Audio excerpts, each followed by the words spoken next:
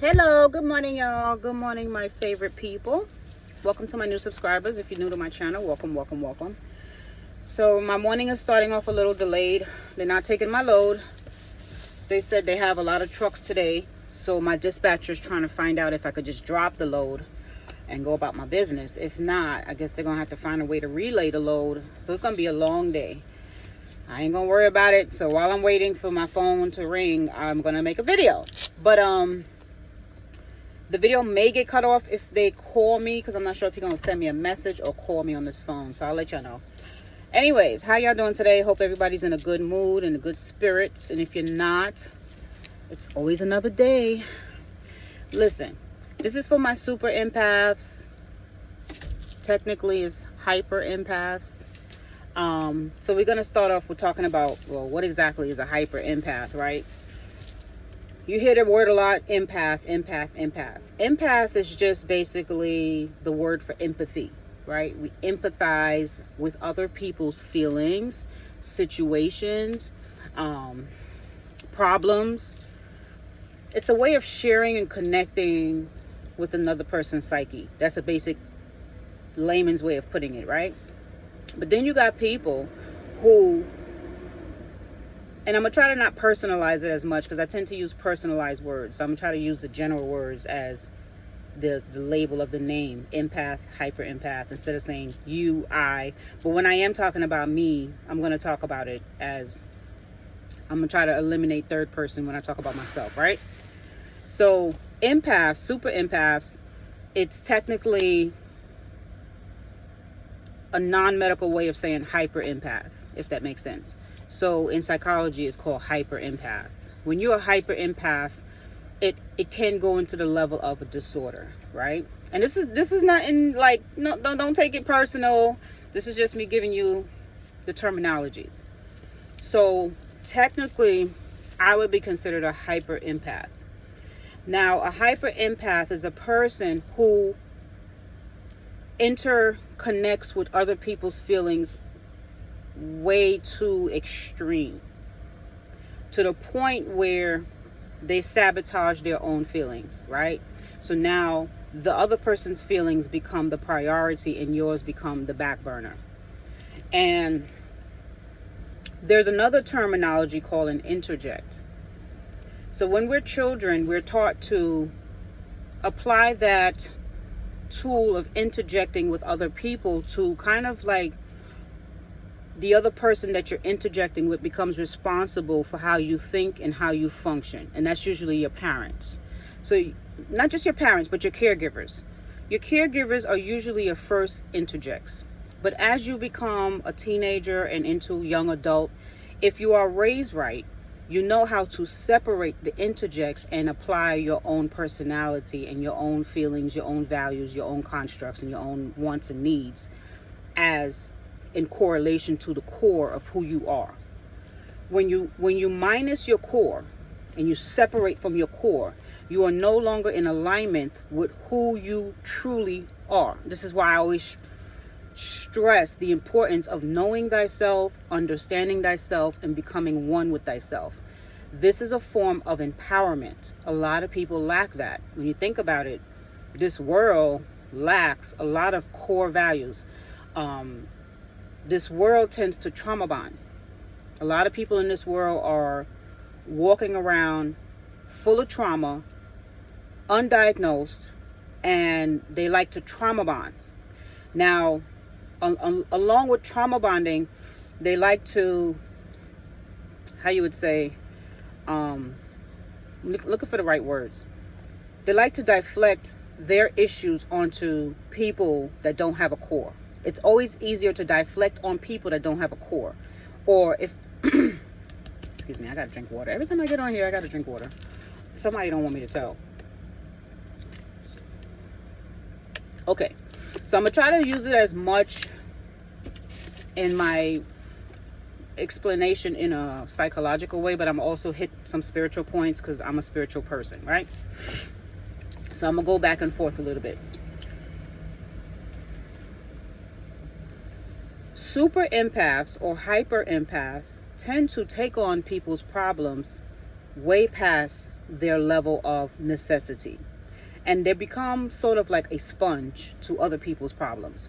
And that's a form of becoming an interject to the other person. And people that have codependencies, right? They tend to, let's say they're not really super empathic, but they have a codependency, like they have a codependency personality. What they'll do is they'll latch onto a super empath because the super empath gives off the energy of openness to the point where that codependent person feels comfortable to infiltrate into your psyche. So what they'll do is they'll come with a sob story, right? And then that's how they form the relationship with the super empath, through the sob story, through the trauma bond. So their sob story could be, my kids don't love me. My husband beats up on me, right?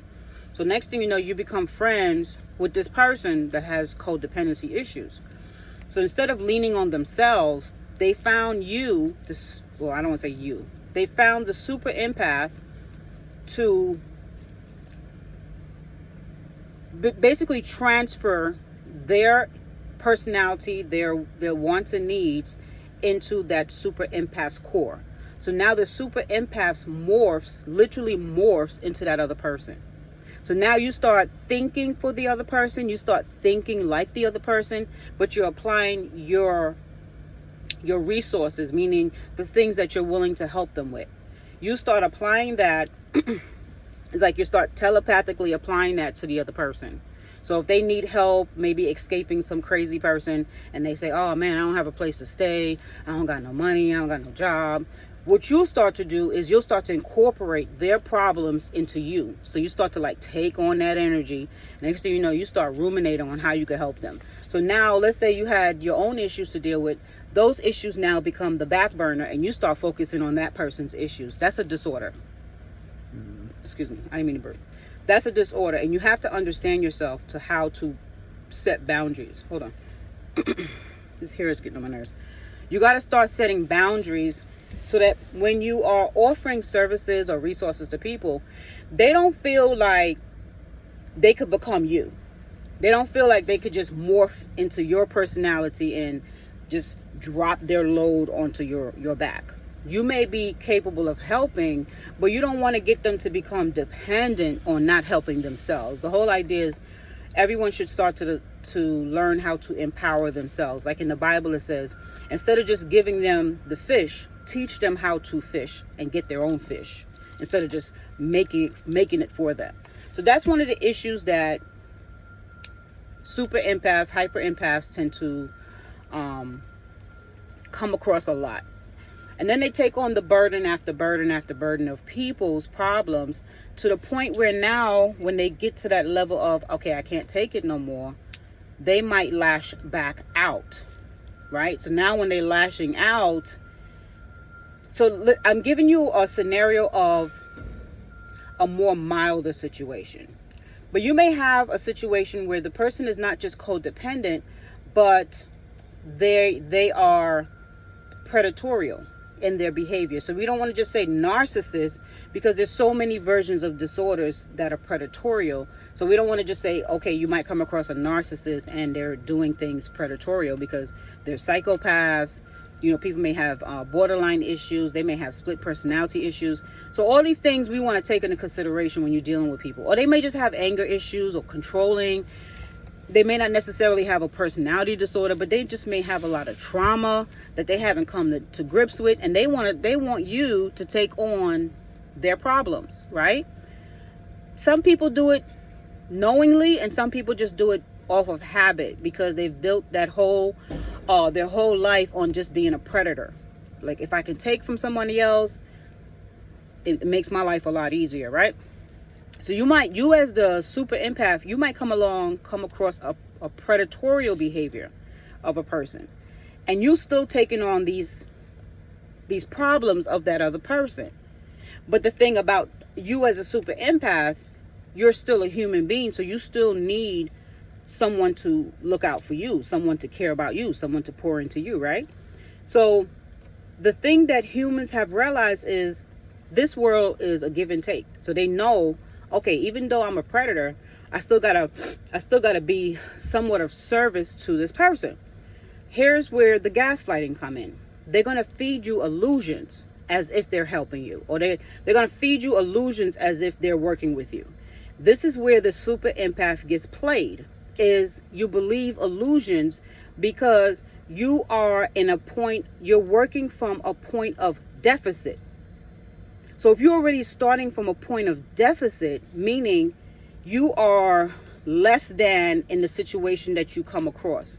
So if the situation is of service, you coming in a deficit, meaning you are expecting someone to give back to you, but you are at a deficit of where you stood your ground when you first initially started the situation. So you're not coming from a place of empowerment to begin with. So now you are at a deficit working with someone who knows that you are at a deficit. So that's why you would take the illusion over the real thing. You want the real thing, but this person that's predatorial is not with the real thing because they don't have anything to offer because they're a predator.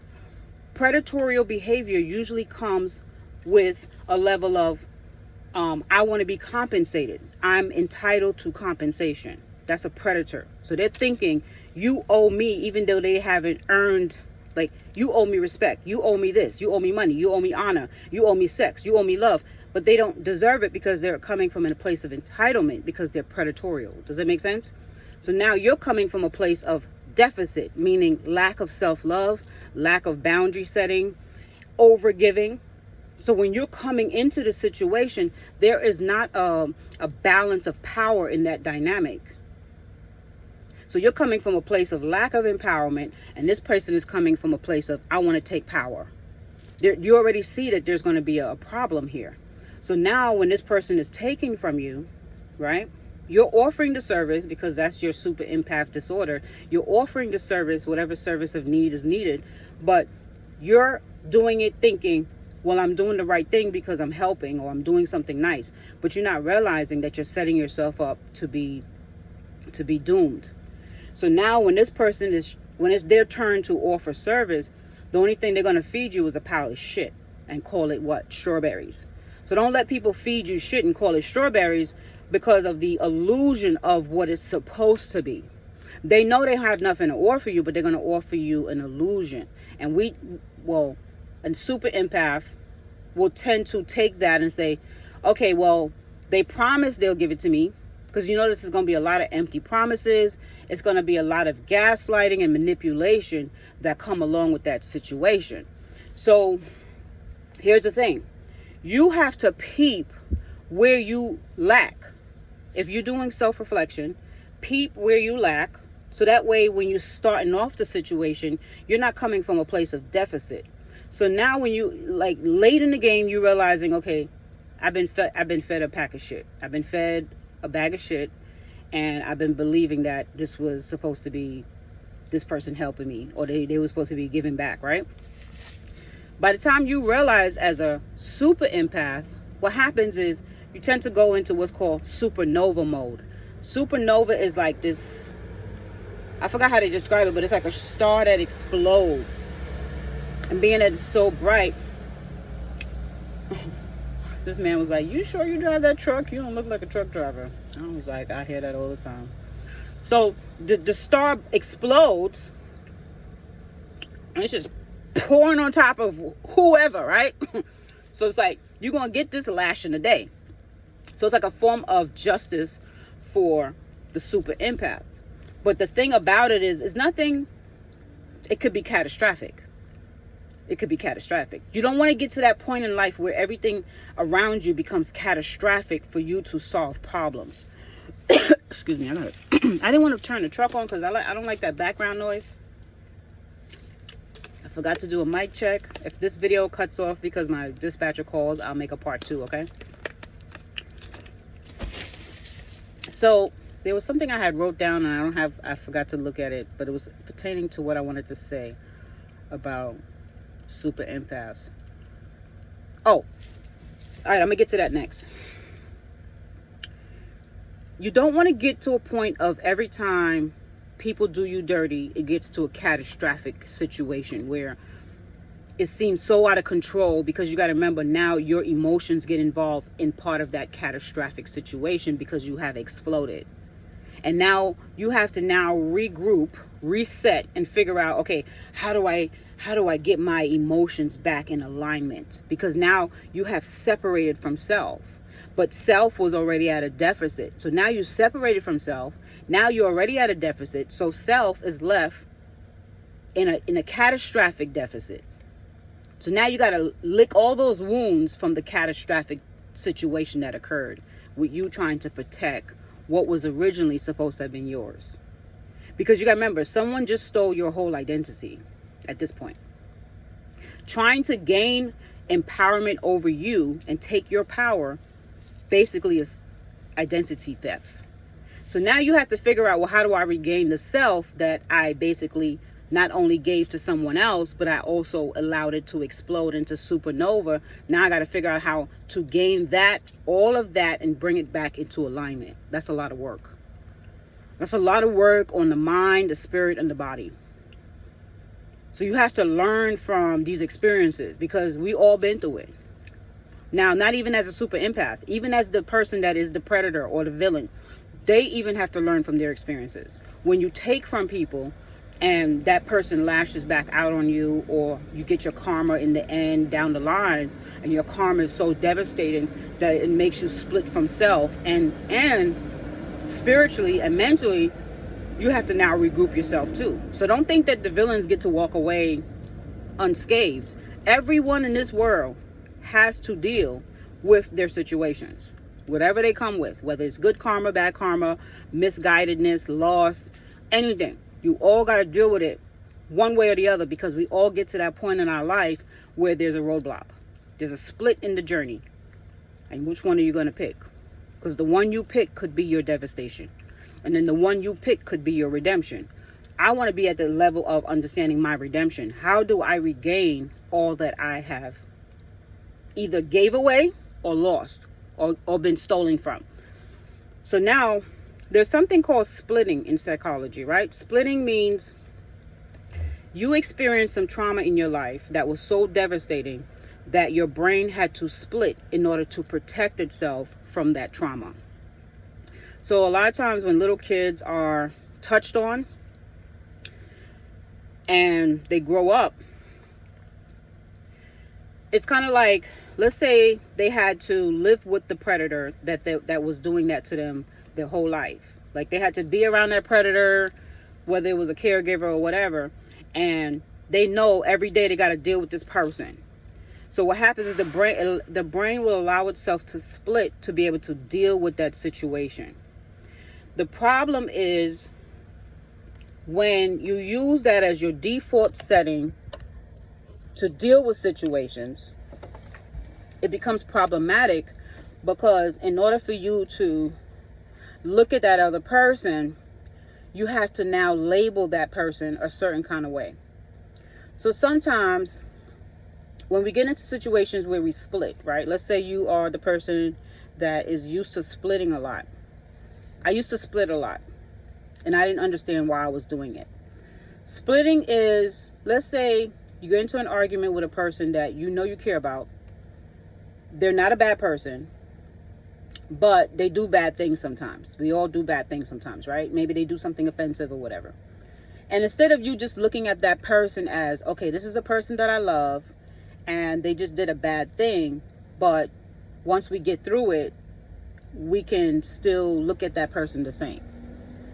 People that tend to split, when they feel offended or hurt and the other person is the offender, they'll look at that person in one or two ways: good, bad, evil, good. I'm saying good, bad, evil. What's the opposite of evil?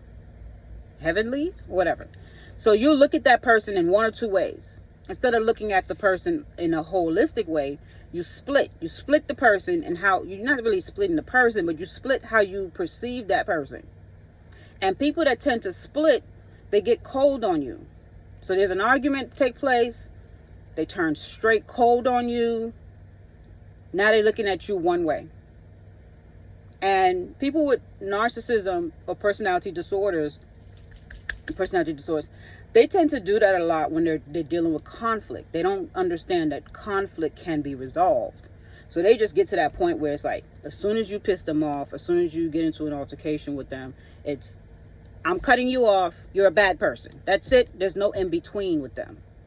So now you have to come along as the empath and try to make the situation make sense. You're like, well, how did this person go from nice yesterday to straight cold on me today? It's because their brain splits when there's conflict. So when they see you as the conflict person or the offensive person to them, their brain is going to split and they're going to put you in the other category. You're all bad or all good. So that's why they will idealize you and make you the top notch, the best thing ever. And then they'll put you all the way down to the bottom because their brain will stop functioning a certain kind of way to continue loving you. That's why they can't unconditionally love you.